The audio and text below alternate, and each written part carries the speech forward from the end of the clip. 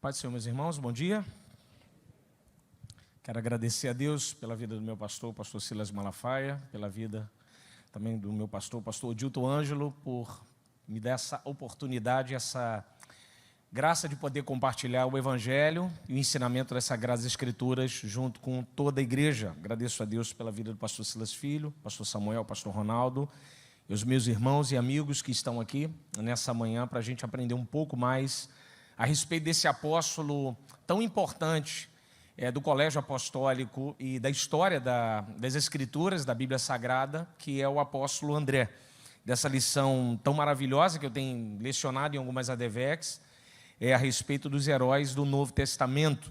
Eu creio que todos têm uma sua lição. Eu estou usando um recurso visual aqui, os slides. O que está no slide é o que está aqui na lição. É só como uma ferramenta para melhorar um pouco a minha compreensão aqui, questão de leitura, que é um pouco melhor do que eu parar aqui para poder ler a revista. Amém, meus irmãos? Então, deixa eu posicionar aqui o slide aqui, deixa eu ver se vai passar. Deixa eu ver, eu acho que agora foi. Palavra introdutória junto com vocês. Não existe um padrão consistente de informações que nos permita descrever o comportamento, o caráter ou a personalidade de André. Também não dispomos de dados suficientes que nos possibilitem deduzir qualquer princípios teológicos significativos. No entanto, uma das maiores lições que o biografado dessa lição nos deixou foi a compreensão de que, independente de seres lembrados ou citados, aqueles que têm os olhos voltados para Cristo podem ser muito úteis para o reino de Deus. Eu falei na Bereana na sexta-feira e vou repetir aqui. Ainda que o texto sobre o apóstolo André seja muito pouco, mas quando você consegue fazer uma leitura tanto do contexto ou do texto onde André é mencionado pelos autores dos evangelhos, ou até por Lucas em Atos, você consegue extrair, através do contexto aonde André está inserido, algumas lições a respeito dele, comportamentos, como foi lido aqui pelo pastor Silas Filho, a respeito da multiplicação dos pães. André vai estar inserido dentro dessa metodologia. Então, através de algumas leituras periféricas, texto e contexto, você consegue extrair lições muito úteis, principalmente do ponto de vista, como colocou aqui o nosso querido pastor Gesiel Nunes Gomes. Independente de serem lembrados ou citados, aqueles que têm os olhos voltados para Cristo podem ser muito úteis para o reino de Deus. Qual é a proposta que o pastor Gesiel colocou aqui para nós a respeito de André? André fazia a obra de Deus, independente de ser aplaudido por homem ou não. O lance dele era fazer a vontade de Deus. E ponto final. Então, essa é a grande lição do apóstolo André. Então, vamos aí no nosso primeiro ponto da nossa lição, André o homem. Como eu disse, André é pouco citado na Bíblia Sagrada. Ele tem aí 12 citações, 11 nos Evangelhos e uma em Atos dos Apóstolos. Tem algumas coisas a respeito da sua origem, da sua biografia, que chamam a atenção. Por exemplo, o nome de André é de origem grega, porque houve uma grande influência naquela região ali, sírio-palestinense, na região da Transjordânia, uma influência grega muito forte. Você tem uma cidade que não está citada no texto bíblico, mas quem já foi a Israel, eu ainda não tive essa oportunidade, essa graça de Deus de ir, mas você estudando geografia e um pouco arqueologia, existe uma cidade chamada cidade de Séforis. Séforis, ela está a mais ou menos a 1 hora da cidade de Nazaré. Séforis foi, melhor dizendo assim, administrada primeiramente por Herodes o Grande, transformada em centro administrativo da Galileia. Ela vai ser destruída e reconstruída, então, por seu filho, Herodes de Antipas. Quando Herodes de Antipas constrói Séforis, ele constrói a cidade usando um modelo grego. Então, tem circo, pista de corrida, banhos públicos. Então, tem toda uma influência grega, arquitetônica e de colocações. E a Grécia, a cultura grega, influenciou por demais essa região, não só essa região, mas uma cultura num todo. Por exemplo, quando você fala de cultura romana, você sempre fala cultura greco-romana. Você sempre junta uma na outra, tamanha força que é a cultura grega. A cultura grega, se você olhar pelo ponto de vista negativo, você fala assim, poxa, mas a cultura grega, ela praticamente vai pisar em cima da cultura judaica na estratigrafia aqui do texto, né, das três culturas, romanas, grega e judaica.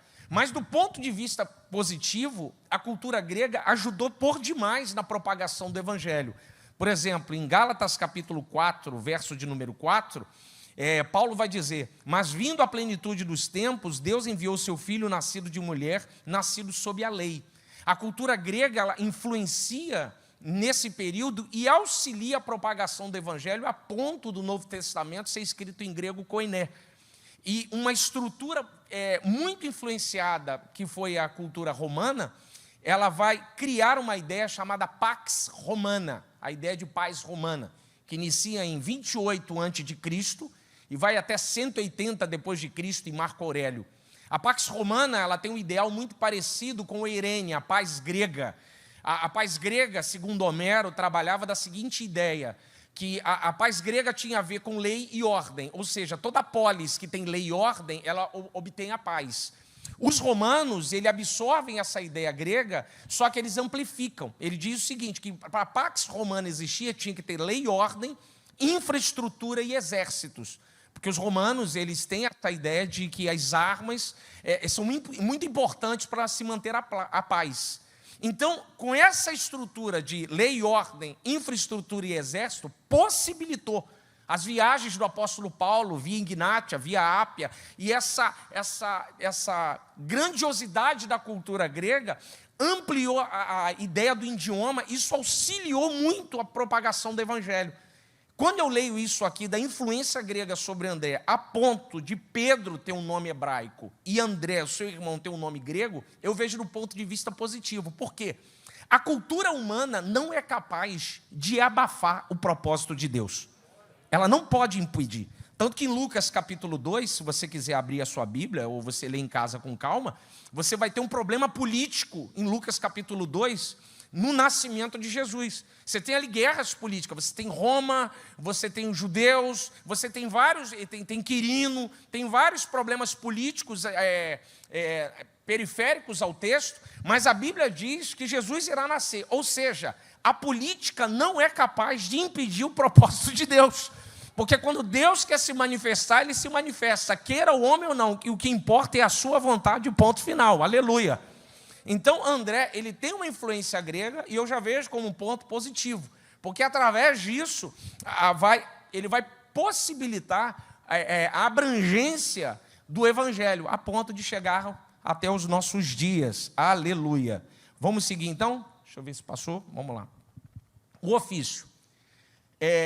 O grupo de Jesus era bem heterodoxo, né? Bastante gente, diferente. Você tem pescadores, você tem publicano, Mateus, você tem Simão, que é zelota, não é um trabalho, mas é um envolvimento político, né? Um grupo extremamente barulhento, igual os herodianos. Os herodianos também eram muito barulhentos no período de Jesus Cristo. E a gente tem os outros apóstolos que a gente não consegue falar a respeito de suas profissões. Você tem o apóstolo Paulo sendo chamado em Atos capítulo 9, naquele encontro dramático a caminho de Damasco, né? E Paulo está trabalhando, Paulo está levando cartas, sendo enviado pelos fariseus. Quando eu olho esse texto e vejo Jesus chamando pescadores, chamando Mateus da coletoria, chamando Simão, que era zelota, chamando Paulo a caminho de Damasco, eu vejo um Deus que só chama homens ocupados. Deus só chama pessoas que produzem, porque o meu pai trabalha até agora, e eu também. Quem trabalha a ideia que trabalho é maldição é o contexto babilônico. Os deuses astraces vai dizer que o trabalho é maldição. Só que no contexto judaico o trabalho é uma bênção. Lutero, quando traduz a Bíblia do original para o alemão, ele vai traduzir a Bíblia numa ideia, um dos seus significados é o seguinte, que o trabalho glorifica a Deus. Então você só vai ver Deus chamando homens trabalhando. Dr. Martyn Lloyd-Jones, que aí quem me conhece, senta comigo, sempre toma café, sabe da minha admiração pelo grande pregador galês. Considero Lloyd-Jones como o maior pregador do século passado, Billy Graham, o maior evangelista. Lloyd-Jones, ele abandona, ele já formado médico, 1927, já sendo um grande futuro ali em Londres, ele abandona a sua área médica para se tornar pastor. E no seu livro Pregação em Pregadores, que para mim é um clássico da pregação, para quem gosta de pregação, aqui eu indico, é um baita de um livro, Lloyd Jones, o grande pregador galês, ele vai dizer que ele ficou entre ali um momento entre a medicina e o púlpito. Então ele não conseguiria abraçar a medicina e o púlpito. Então o chamado do púlpito foi muito mais alto do que o chamado do médico. Então ele abandona a medicina e se torna então o maior pregador do século passado, né, pastoreando ali a Chapel Westminster em Londres. Então Lloyd Jones ele faz uma defesa. O chamado tem a ver com o homem que produz. Aí ele diz, o que é chamado? É quando todas as portas estão abertas e eu escolho o chamado como objetivo de vida. Se você pensa que chamado é quando todas as portas estão fechadas e você escolhe o chamado, ele diz que isso não é chamado. Chamado é quando tudo está aberto, mas você escolhe o altar. Então Deus, ele só vai chamar quem produz. Deus não gosta de preguiçoso. Provérbios já vai dizer isso. Então você e eu só estamos aqui porque ele nos encontrou produzindo. Aleluia. Ele te encontrou produzindo. Se a gente abrir aqui o texto aqui e ampliar o leque aqui, a gente vai ficar até amanhã de homens que foram chamados produzindo. Moisés, Eliseu, Abraão. Você vai encontrar muitos homens que produziam e foram chamados. Portanto, meu irmão, se você vê alguém dizendo que foi chamado para o altar, não, eu não dei certo nisso aqui, não dei certo nisso aqui, não dei certo nisso aqui, é chamado. Não, é outra coisa que ele tem aí. O nome disso é outra coisa. O chamado é quando está tudo aberto. E Deus fala assim, eu quero você ir no altar. E você abandona aquilo e você corre para o altar. Aí Deus é contigo. Porque quando Deus chama, Deus garante a subsistência. Vamos seguir. Por exemplo, havia uma procura no coração de André. André procurava o Messias. O fato que se evidencia na predisposição que o apóstolo demonstrou em ouvir João Batista e na expressão que ele utilizou ao ouvir a declaração do profeta, encontramos o Messias. Eu acho isso aqui bonito, porque André vai andar muito. Vai andar muito. Você põe na geografia ali no mapa, da onde André estava até o deserto da Judéia, é um negócio, irmão. É um baita caminho. Então ele sai da onde ele está para ouvir João Batista lá no deserto da Judéia. João Batista ele tem algo diferente que atraía as multidões, porque o próprio Jesus Cristo vai dizer que fosse ver no deserto um caniço agitado pelo vento. Essa ideia de caniço agitado pelo vento que é muito bonita no texto sagrado, porque caniço agitado pelo vento significa o seguinte, que João não era alguém que se movimentava, isso eu acho bonito, pela opinião alheia. A ideia de agitado pelo vento é que qualquer vento que sopra, o caniço balança. Ele está dizendo que João não faz isso. João não se balança por opinião de ninguém. Ele só vai na vontade que Deus coloca para ele.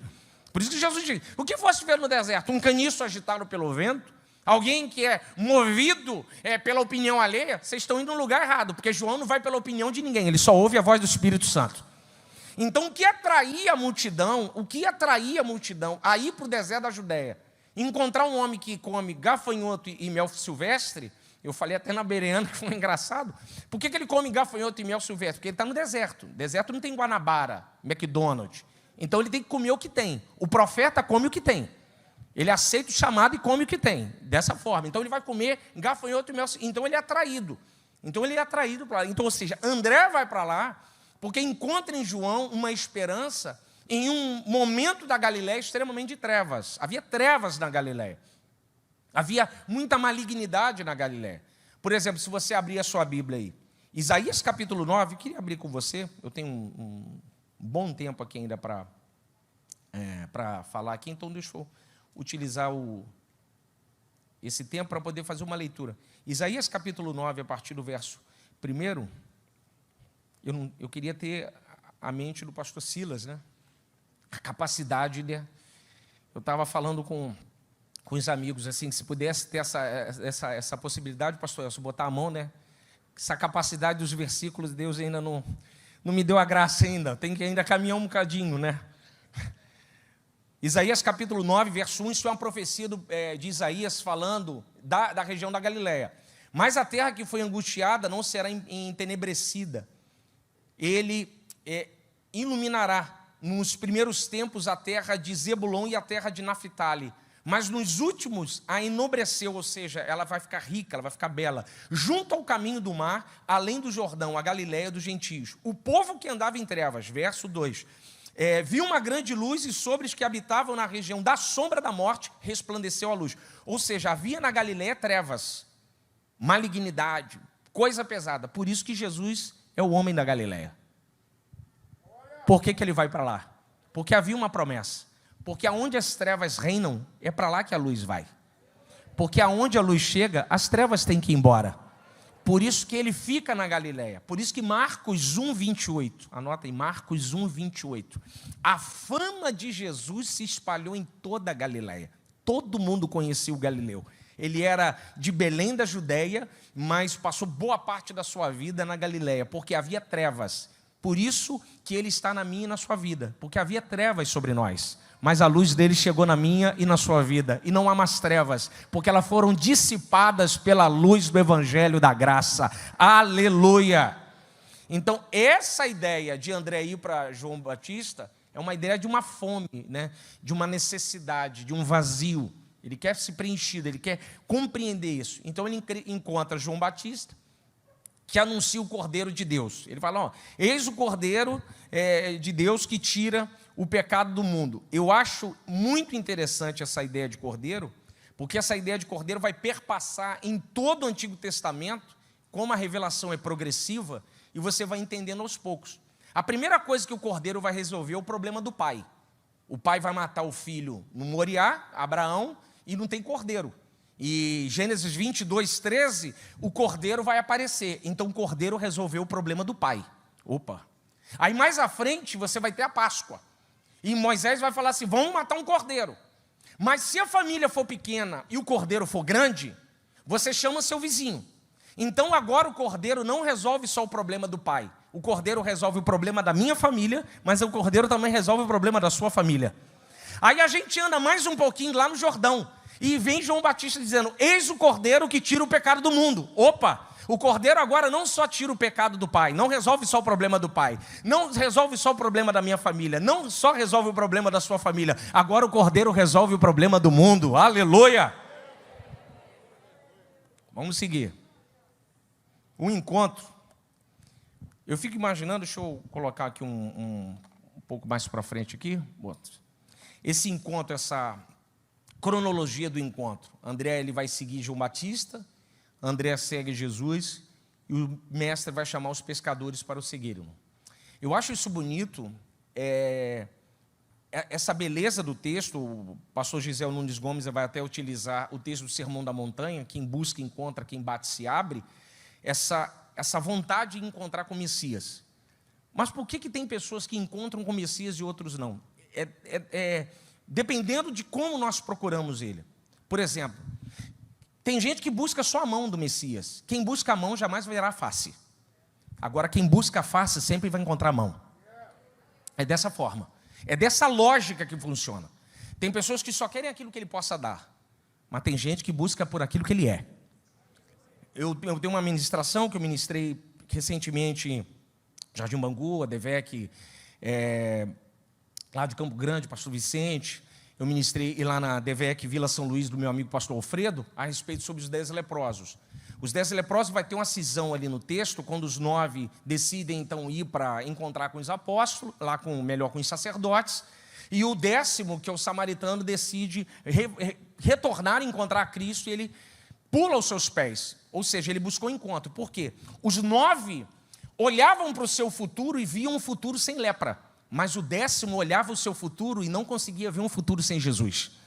Então, tem gente que busca só um futuro sem lepra, mas tem outras pessoas que não conseguem enxergar um futuro sem Cristo. Então, essa é a ideia da mão e da face, é a diferença. A diferença é isso aqui. André consegue encontrar Cristo porque ele busca em João Batista algo muito... Ele falou, não, eu quero algo maior, eu quero, sabe, entender a respeito disso. Quando João Batista anuncia, eis o Cordeiro de Deus, então ele sai de um lado e vai para o outro. Ele compreende essa busca, esse afã, essa coisa maravilhosa de encontrar Cristo, e então ele tem esse encontro fantástico. Jesus o encontra, Jesus tem aquele encontro maravilhoso com ele, então ele leva a Cristo depois para o seu irmão Pedro, a gente vai ver um pouco mais à frente, mas, ou seja, Jesus se fez, permitiu-se encontrar com ele. Então, meu irmão, eu e você só estamos aqui porque a gente buscou a face. E quem buscou a face encontra a mão. Aleluia! E Mateus 6,33, né? Buscai primeiro o reino de Deus e a sua justiça, e as demais coisas vos serão acrescentadas. Aí a ideia não é eficiência, é essência. Quem busca a essência do reino, a essência do reino fica em nós. E a essência do reino atrai tudo para nós. Aleluia! Então é essa a ideia. Deixa eu passar aqui, para passar uma dinâmica, não está na lição, mas é um ponto de vista a respeito do discipulado, a respeito de André. André, ele vai ter lá o seu ofício, como nós vimos, o seu chamado, o seu encontro com João Batista, e depois ele vai andar com Cristo. Mas desde o início, André tem essas características. André é um discípulo, o discípulo é alguém que quer. Porque o discípulo, ele não faz uma escolha, ele toma uma decisão. O que é escolha? Escolha envolve variáveis. Você vai num restaurante e o garçom vai falar para você lá no cardápio, vai dizer, olha, o que tem para comer? Ah, tem lasanha, picanha, tem não sei o quê, tem isso aqui. Ou seja, tem uma grande variedade de cardápio, ou seja, a escolha é plural. E a decisão? Você vai jantar ou não? Você entendeu? Você tem muita coisa para escolher, mas a decisão é uma só, sim ou não. Eu e você não escolhemos Cristo, decidimos por Cristo. A gente não escolheu Cristo em um universo de escolhas. A gente decidiu porque só tem Ele. Porque nós estávamos num caminho das trevas, não há outro caminho. São dois, trevas e Cristo. Nós abandonamos o caminho das trevas e decidimos por Cristo. Então o discípulo é alguém que quer. Eu quero ser discípulo. Segundo, o discípulo é um eterno aprendiz. O discípulo não é um descobridor, nem um pesquisador autônomo, mas é alguém humilde, um aprendiz humilde. Porque o discípulo, quando anda com Cristo, ele olha para Cristo, olha para ele e fala assim, poxa, eu não sei nada. Por isso eu acho muito bacana os encontros do texto bíblico, quando os profetas ou outros homens se encontravam com Deus ou com Cristo, o encontro deles sempre levava eles para o chão. Porque essa é a graça. Enquanto mais perto da luz e da graça, mais humilde. Enquanto mais distante, mais soberbo e arrogante. Porque enquanto mais distante da luz, mais o homem acha que ele é. Enquanto mais perto da luz, mais ele entende que ele não é nada. Por isso a consciência do apóstolo Paulo, em Romanos 11:36, no fechamento da epístola ali, da doxologia, que ele começa a falar da teologia a partir de Romanos 1:12, aí ele vai falando de teologia até 11:32, aí ele faz aquele hino do 33 até o 36, glorificando a Deus pela sua graça, e no 36 ele faz o fechamento, né? Porque dele, por ele e a ele sejam dadas todas as coisas, glória eternamente a ele, amém. Então ele tem consciência que ele não tem nada. Então essa é a consciência do discípulo. Vamos seguir, perseverança. Lucas revela que após a ressurreição de Jesus, André continuou firme em seu propósito a seguir a Cristo. Seu nome é citado pela última vez no livro de Atos, quando esteve no cenáculo orando e aguardando a descida do Espírito Santo. Ou seja, André era alguém muito perseverante na maneira de seguir a sua vida, porque ele tinha um encontro com Cristo. Isso tem a ver com base. A perseverança, ela vai te levar muito à ideia de base. Por isso que Hebreus 12:1, quando ele faz a conclusão de Hebreus 11, portanto, né, ele vai, corramos com perseverança a carreira que nos está proposta, né, corramos com firmeza a carreira que nos está proposta. Isso tem a ver com base. Dependendo da base que você tem, você não consegue perseverar. Por isso, vou pegar um gancho, já que ficou tão conhecida essa história, no momento o pessoal na internet tem falado bastante, nós que somos cristãos, a gente está acostumado a falar dela, da Torre de Babel. A Torre de Babel, ela vai dar errado porque o seu projeto de torre está errado. Por que a torre desaba? Porque o propósito da torre é tocar em Deus. E todo projeto que Deus está no fim desaba. Pegou? Todo projeto que Deus está no final não vai ficar de pé. Agora, todo projeto que Deus está na base, pode soprar vento, pode tacar pedra, pode falar mal, pode levantar oposição, pode falar o que for, mas ninguém desaba um projeto a qual Deus está na base. Aí é perseverança. Aí é perseverança, você persevera. Você tem base em Cristo, né? Cristo está na sua base, né? Por isso que eu falo, né? Pregando esses dias, eu falei, por isso que ele é carpinteiro e não marceneiro. Marceneiro tem a ideia com estética. Cristo não veio para dar estética, Cristo veio para dar base, ele é carpinteiro. Entendeu? É carpintaria, não confunda carpintaria com marcenaria. Ele é carpinteiro de Nazaré, não marceneiro de Nazaré. Por isso que o demônio, ele vai na casa vazia, adornada, estética, mas casa que tem base ele não consegue entrar, porque está firmada. Se preocupa muito com a aparência e não com base. É perseverança. Por que André fica? Perseverança. André persevera, ele tem uma base, ele teve um encontro, né? Ele não teve aquele encontro esporádico com Cristo, ele conheceu a Cristo de verdade. Vamos seguir. André, o evangelizador.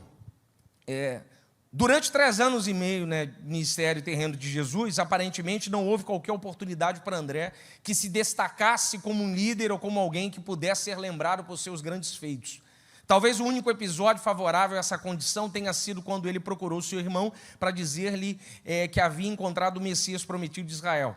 Provavelmente, nesse momento, ele compreendeu que tão importante quanto conhecer o Messias era fazê-lo conhecido. Evangelização tem a ver com a ideia de compartilhar um tesouro. Então, toda vez que eu e você evangelizamos alguém, nós estamos compartilhando um tesouro. A gente está compartilhando com alguém aquilo que foi dado para nós. Por isso que o Pai não é meu nem seu, o Pai é nosso. Então, o Pai é de todo mundo, então a gente compartilha o Pai. Então, o Pai não é única e exclusivamente meu, né? O Pai é nosso. Então, é essa a ideia, a gente compartilha. A ideia de evangelização é compartilhar a riqueza. Por isso, o que André vai fazer? André, ele vai levar Cristo para dentro da sua casa.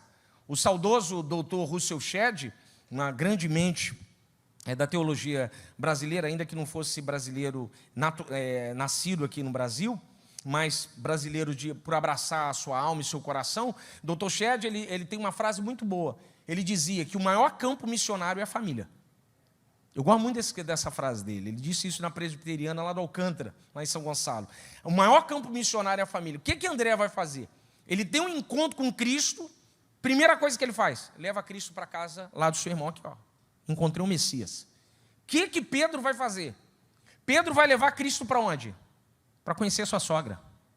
Então ele entra na casa da sogra de Pedro, doente. O que acontece lá? Jesus entra, a coisa já mudou. Jesus entrou na casa, a doença já foi embora. Ou seja, o que André fez pelo irmão, o irmão fez pela família. O que André compreende? Peraí, se Cristo está com meu irmão e na minha casa, então as coisas vão andar do lado de fora. Pedro vai fazer a mesma coisa. Ou seja, é um efeito cascata. Não é? É um efeito de compartilhamento. Então, meu irmão, por que você nasceu nessa família? Por que você mora nesse quintal? Você até tentou ir embora e não conseguiu. É porque enquanto o propósito de Deus não cumprir, você não sai. Você tem que cumprir o propósito. Deus colocou aí para um propósito. Então, enquanto você não cumprir o propósito, a coisa não rompe. Porque quando Deus leva, só Ele pode tirar. Aleluia. É dessa forma. Então, André vai fazer dessa forma. Ele vai levar vai levar o Messias para conhecer o seu irmão. Aí ele conhece a Pedro e você conhece, a gente vai ver um pouco mais para frente. André vai levar um jovem a Cristo, como foi lido aqui, na multiplicação dos pães e dos peixes. André tem uma característica, ele não tem medo de andar no meio do povo. Isso é a característica de quem evangeliza, de quem é missionário. Quem ama missões e quem ama compartilhar o evangelho não tem medo de andar no meio do povo. Como é que ele acha um garoto com 5 pães e 2 peixes no meio do povo? Se ele fica distante, ele não encontraria. Mas como ele ama andar no meio do povo e compartilhar, ele vai lá e compartilha, e conhece, e leva esse jovem, possibilita esse texto de maneira brilhante. Esse olhar de André em encontrar o jovem e perceber que poderia fazer a percepção, mas o que é isso para tantos? O que é isso para tantos? Ele leva tudo isso para Cristo, ou seja, ele anda no meio do povo e leva aquele garoto a Cristo. Meu irmão, não tenha medo de andar no meio do povo, no meio dos seus amigos de trabalho, dos seus vizinhos. como diz o Dr. Martin Lloyd Jones, dizia, né, no comentário do Sermão da Montanha, ele diz, fazendo um comentário a respeito do sal da terra e luz do mundo, eu gosto da ideia do sal. Ele diz que o sal só tem efeito fora do saleiro. E o que Deus precisa, Ele não precisa do saleiro inteiro, Ele só precisa de uma pitada de crente. Se tiver uma pitadinha de crente, aleluia. Toda podridão fica estacionada, porque onde tem pitada do sal, a podridão não entra. Aí eu te digo como um profeta de Deus. O Rio de Janeiro não está pior porque nós estamos aqui. Nós somos a pitada de Deus aqui nesse estado e nessa cidade. É o que mantemos de pé aqui ainda. Isso é a oração de muita gente aqui, de muita gente nas comunidades. A coisa não ficou pior, não criou uma hecatombe porque nós estamos aqui. Pitada de crente nessa cidade. Em nome de Jesus, a gente vai salgar muito esse lugar ainda. Vamos seguir. André levou os gregos a Cristo. Olha a importância que eu falei do nome grego, pastor Samuel. Do nome, né? Do contato com a cultura grega. Ele não tem problema em levar homens gregos, prosélitos judaicos, provavelmente nascidos ou não, que se tornaram judeus, mas que eram gregos, e levam eles a Cristo. Ele não tem esse problema. Ele é alguém que leva Jesus à família, alguém que leva um jovem a Cristo e alguém que leva gregos a Cristo. Ou seja, ele rompe barreiras. Ele evangelizou a sua casa, sua vizinhança, vamos pegar uma ideia de vizinhança com uma multidão, e agora ele evangeliza o mundo.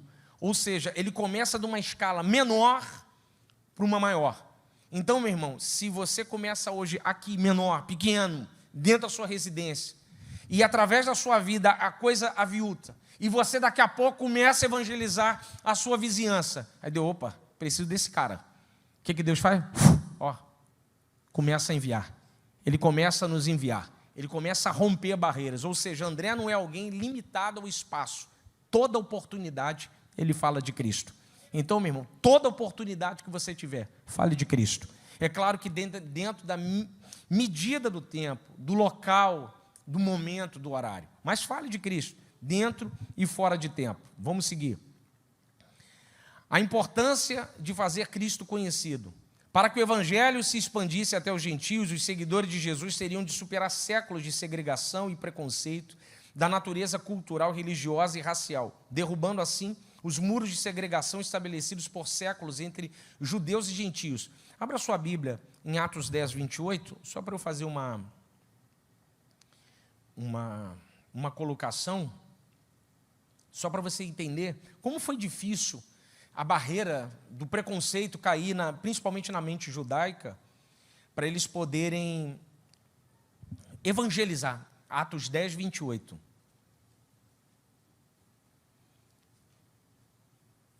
Todos encontraram, amém? Esse texto é interessante que, assim, você conhece, Pedro foi para a casa de Cornélio, gentio, teve uma revelação lá do vaso, com os animais impuros, e agora ele é levado para a casa de Cornélio. Mesmo Deus falando com ele, o camarada me chega na casa de Cornélio, pastor Elcio, e solta essa frase, e disse-lhe, vós bem sabeis que não é lícito um varão judeu ajuntar-se a chegar com um estrangeiro. Mas peraí, pá. Você é judeu ou é cristão? Ele estava com dúvida. Ele recebeu a revelação, Deus purificou para ele, e ele diz assim, não, eu não posso estar aqui. Mas Deus mostrou-me que a nenhum homem chame de comum ou imundo. Rapaz, o que Pedro está dizendo? Eu quis estabelecer quem senta na mesa e quem não pode sentar. Mas Deus disse não, todo mundo é convidado. Isso aqui é ideia de comunhão. Mesa judaica tem a ideia de comunhão. Jesus vai falar isso na cura do servo do centurião de Cafarnaum. Muitos virão do Oriente e do Ocidente e tomarão lugares à mesa com Abraão, Isaque e Jacó. Ao passo que os filhos do reino serão lançados para fora, onde haverá choro e ranger de dentes. A ideia de mesa no mundo judaico é comunhão. Porque quando a comunhão é quebrada no Éden, ela é quebrada como? Na mesa, comendo. Porque Deus tinha chamado o homem para frutificar, não para comer fruto. Abençoou e sede fecundos. Mas o homem, ao invés de frutificar, começou a pensar em comer fruto. Então ele troca a mesa da comunhão de Deus por um amanhã de uma dúvida. Então ele comeu ali na mesa de Satã. Aí o que Deus vai fazer? Deus, para restaurar a comunhão do homem, o que ele faz? Ele faz a Páscoa, mesa. Depois do Novo Testamento, ceia, mesa. E no Apocalipse, bodas do Cordeiro, mesa. O que ele está restaurando a comunhão? Ele está restaurando novamente aquele lugar de comunhão maravilhosa. Ele está restaurando o lugar de sentar à mesa e ter esse relacionamento com Deus. O que Pedro entendeu? Eu quis dizer que esse não pode sentar, mas o Senhor é o dono da festa. E é por isso que eu e você estamos sentados. Por isso que nós estamos sentados. Nós éramos como o hidrópico de Lucas 14, estávamos fora da mesa, não tinha nem lugar, mas Jesus disse assim, eu quero arrumar um lugar dele aqui, ele vai ficar aqui. Tem gente que está na mesa e não está aproveitando, mas vai perder o lugar, porque tem gente vindo de fora com muita fome e Deus vai colocar ele sentado na mesa junto com você. Aleluia! Vamos seguir. André, a inspiração. Historicamente, conforme descreviam os dicionaristas, André foi um abridor de veredas, um descobridor de caminhos, um explorador. No contexto de sua atividade, ele foi aquele que primeiro recebeu a novidade da fé anunciada por Cristo. André, para mim, é uma inspiração. Porque André conhece a Cristo primeiro. A igreja bizantina chama ele até de um termo chamado protóclitos, o primeiro a ser chamado. André é o primeiro a ser chamado por Cristo. Ele conhece Cristo primeiro. Mas num grupo principal, Pedro é o líder. Pedro, Tiago e João. André não faz parte do grupo principal. Mas nem por isso você não vê no texto bíblico uma briga de André querendo ocupar o lugar qual Deus não quis colocar. Mas ele cumpre o papel a qual Deus colocou sobre ele. Essa é a ideia. Para mim, André é uma inspiração, porque André não muda o seu propósito em detrimento de algo que ele quer fazer, mas ele obedece o propósito a qual Deus coloca para ele. E o grande perigo do homem, para mim, é quando o homem muda o seu propósito para querer fazer algo do seu coração, onde Deus não colocou. Aí eu fiz até uma colocação lá sobre Davi, na Bereana, e eu vou repetir aqui. Davi, quando é consagrado, ele está com roupa de pastor. Ele vai matar Golias com roupa de pastor, mas peca com roupa de rei. Natan, para trazer ele para a terra, conta a parábola de pastor. O que Natan está dizendo? Não mude o propósito ao qual Deus te colocou. Se você mudar, você peca. Aí ele traz Davi de novo para a terra. Em outras palavras, você é pastor de Israel, mas rei de Israel é Javé, rei dos reis, o Senhor dos senhores. Então desce do trono. Então esse é o perigo. O perigo é quando você muda o propósito a qual Deus te colocou para querer fazer algo que o seu coração diz. E é muito perigoso ouvir o coração, porque o coração é enganoso. Ouça a voz do Espírito Santo. Se Deus chamou para ser goiabeira, seja goiabeira. Não queira ser manga. Tem gente que foi chamado para ser manga. Por isso que no jardim tinha um monte de árvore. Cada um dava seu fruto na estação certa e da maneira certa. Portanto, meu irmão, não invente o propósito a qual Deus te deu. Faça isso para que a glória de Deus venha ser prevalecida sobre você. Vamos seguir. Um que cumpriu o seu propósito, Billy Graham. Alberto McKen, quando leva o jovem para um culto evangelístico e esse se encontra com Cristo, ele leva em cima de um caminhão e aquele jovem se converte. E através desse jovem, 250 milhões de pessoas alcançam a Cristo. Ou seja, o McKen é um André do nosso tempo. Ele levou Billy Graham, que levou muito mais. André leva seu irmão, que na primeira pregação tem 3.000 pessoas. Ou seja, André não conseguiu atingir isso em uma mensagem. Talvez, através de Pedro, ele consegue atingir. Talvez você não consiga ir, mas alguém que você ganhou dentro do seu trabalho, no ônibus, no metrô, no hospital, na fila do supermercado, no banco, em algum lugar, talvez um folheto que você deu. Você nem tem a noção, mas aquele folheto, uma pessoa se converteu e através dela, multidões foram a Cristo. Então, meu irmão, a semente pode ser pequena, mas a árvore é muito grande. Mas é muito grande. É poderosa, é firme, é inabalável. Então, por isso é importante a gente valorizar a memória dos nossos pioneiros, movidos pelo amor à verdade que é Cristo. Homens e mulheres dispostos a obedecer incondicionalmente ao Senhor, fizeram com que a palavra da salvação chegasse até nós. Portanto, como o autor da carta aos Hebreus nos orienta, lembrai-vos dos vossos pastores, que vos falaram a palavra de Deus, a fé dos quais imitai, atentando para a sua maneira de viver. Eu acho isso bonito, porque a gente recebeu uma fé, meu irmão. Nós recebemos uma tocha de fé. E a gente vai ter que passar essa tocha para frente. Nós temos que passar essa tocha da frente. Porque a igreja de Cristo é viva. Ela cresce. E você recebeu a fé de alguém. E você é responsável para passar essa fé pela frente. Portanto, mantenha a chama viva. Aleluia. Acesa, não deixa essa chama apagar. Porque essa fé que você recebeu, você vai passar para alguém. Por isso que minha mãe sempre falou para mim, o maior tesouro que eu vou deixar para você, a minha maior herança, é a palavra de Deus para a sua vida.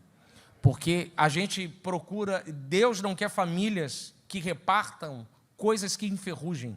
Deus quer famílias que repartam coisas que durem. Você vai passar o Evangelho, porque o Evangelho é eterno, o Evangelho é inabalável, o Evangelho dura e a palavra do Senhor prevalece para todo sempre. Aleluia. Para a gente fazer uma conclusão do texto, deixa eu só extrair uma frase aqui que eu gostei muito do que o pastor Gisiel fez da conclusão, mas eu quero só extrair uma frase aqui. Quando ele diz que a ideia do objetivo da evangelização, ou ainda, não é fazer com que os cristãos recebam reconhecimento na terra por suas obras. Eu gosto muito dessa frase porque ela me faz lembrar de uma parábola, de uma ilustração, que isso mexe muito comigo. Que quando a gente faz alguma coisa, a gente não está fazendo por honra humana, nós estamos fazendo para que a glória de Deus seja manifesta. Tem uma parábola muito antiga de um casal de missionários que fizeram missões na África mais de 2 décadas, mais de 20 anos fazendo missões, então decidem voltar para sua casa porque chegou o fim das missões. Então o marido chega para a mulher e fala assim, será que vão preparar lá uma festa para a gente lá no porto, quando a gente chegar de navio, porque eles estavam viajando de navio durante alguns dias, e a mulher diz assim, não sei, vamos esperar. E quando o navio vai chegando perto do porto para atracar, e então ele vê uma grande multidão, balões, faixa, banda, todo mundo tocando e fazendo muita festa. E ele diz, poxa, o povo preparou uma festa para a gente. Afinal de contas, são mais de 2 décadas servindo a Deus na África e agora eles vieram nos honrar. Só que missionário, você sabe, está viajando de 3ª classe. Então, encosta o navio, atraca, 1ª classe sai, 2ª classe sai e sai a 3ª. Quando eles desembarcam, quando chega lá, a banda já foi embora, os balões estão estourados, a faixa está no chão, a multidão já foi toda embora. Então o marido diz para a esposa, então provavelmente estão na nossa casa, esperando a gente, porque afinal de contas são mais de 2 décadas servindo a Deus, e eles vieram nos honrar. Quando eles chegam na casa deles, e o que encontram? Poeira e teia de aranha. Aí o marido fica enfurecido e diz para ela, onde está a honra diante disso tudo? 2 décadas, mais de 20 anos servindo a Deus e ninguém veio nos honrar quando chegamos aqui na nossa casa. Eu vou sair para esparecer a cabeça porque eu sou muito, muito nervoso. E ela fica em casa. Vai passando o restinho do dia, quase ao anoitecer ele retorna para sua casa. Encontra ela sentada, tomando chá e lendo Bíblia. E ele fala para ela, e aí, você falou com Deus onde está a honra, depois de mais de 20 anos servindo a Ele na África, e a gente não veio ser recebido com festa aqui na nossa casa, você falou com Deus? E ela diz, eu falei com Ele. E o que ele disse? Ele disse que a gente não chegou em casa ainda. Que Deus abençoe a sua vida.